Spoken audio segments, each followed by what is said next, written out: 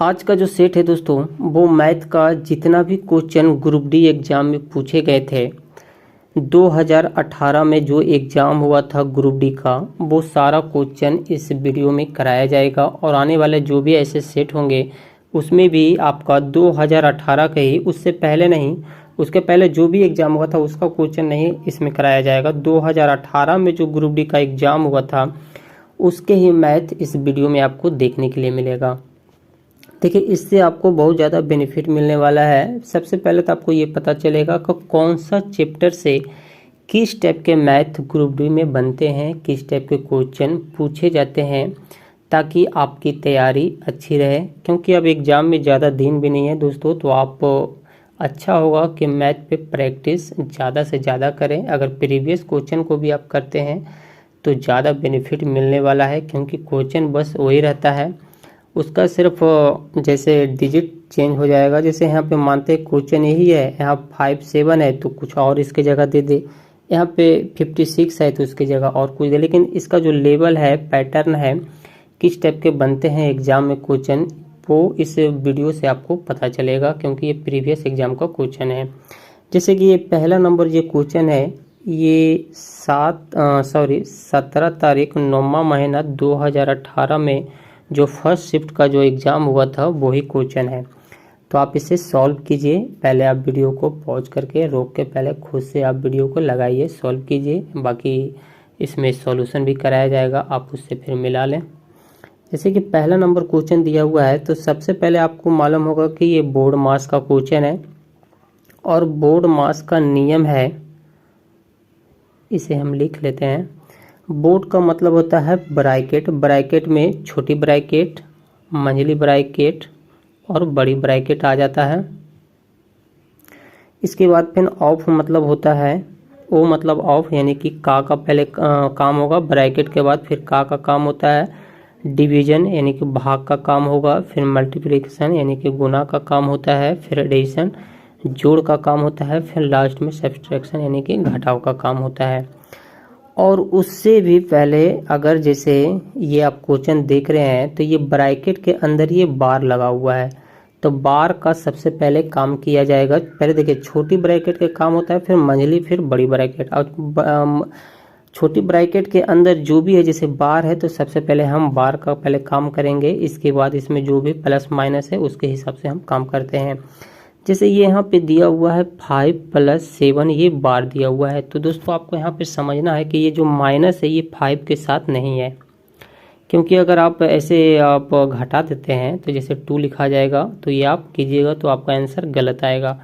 ऐसा इसलिए आता है क्योंकि इस दोनों के ऊपर बार लगा हुआ है, तो इसके ऊपर ही आप काम करें। इसके साइड में क्या साइन है, माइनस है कि प्लस है, उससे कोई मतलब नहीं है। तो इसे सिर्फ आप ऐड कीजिए, क्योंकि 5 और 7 के बीच में प्लस है, अगर माइनस रहता तो घटा देते हैं, तो ये हो जाएगा आपका 12।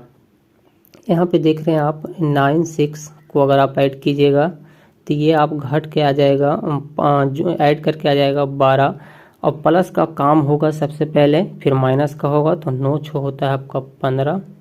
अब 15 में से 12 गया तो ये आ जाएगा आपका 3।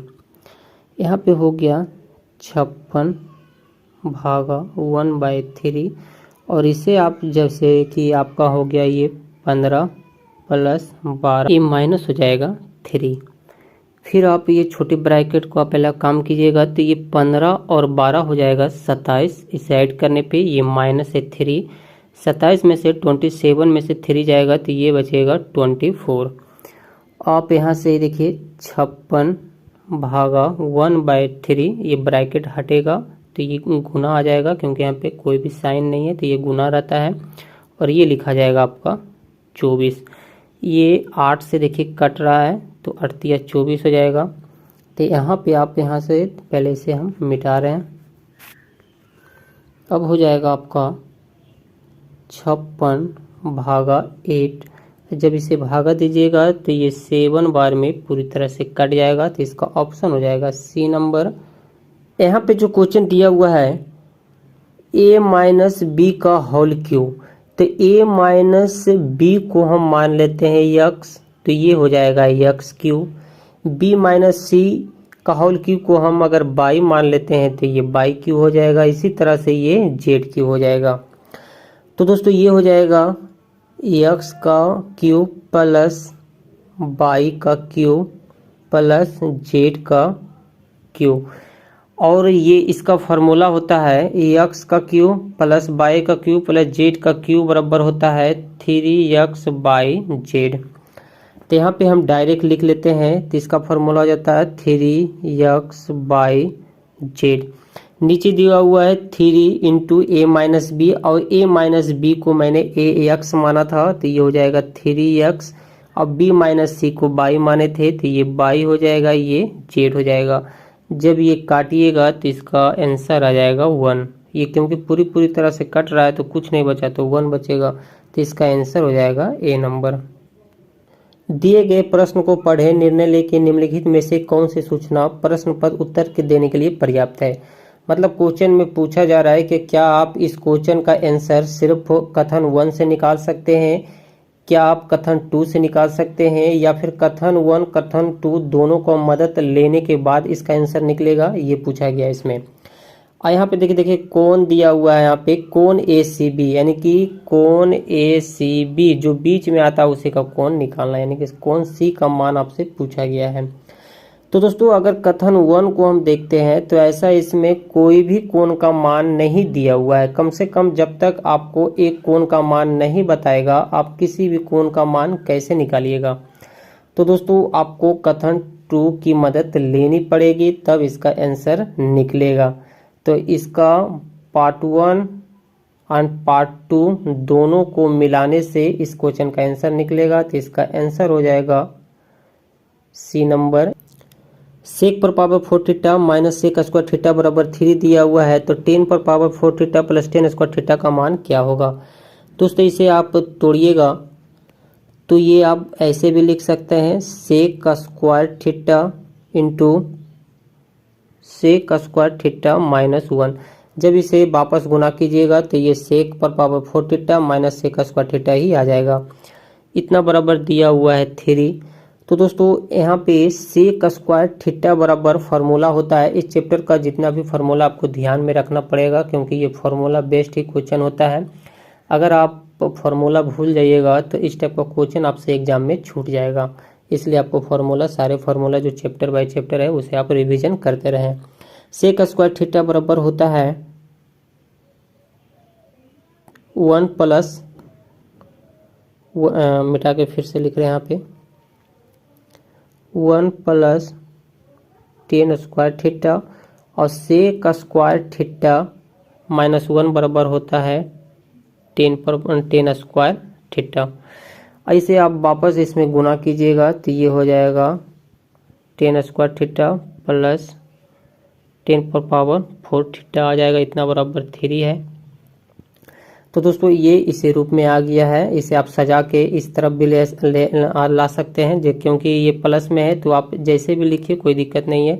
10 पर power 4 theta plus 10 square theta बराबर 3, यानी कि इस क्वेश्चन का आंसर हो जाएगा ए नंबर।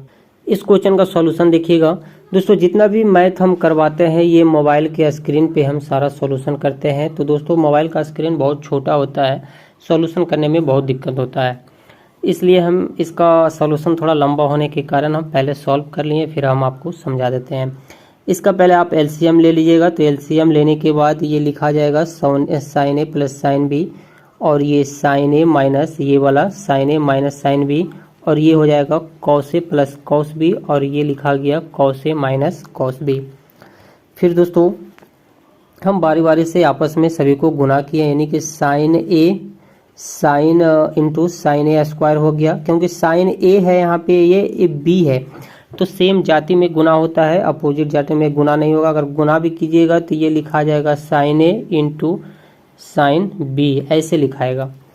तो हम सेम जाति में जैसे साइन ए और इंटू साइन ए इंटू साइन ए किए तो ये साइन स्क्वायर ए हो गया।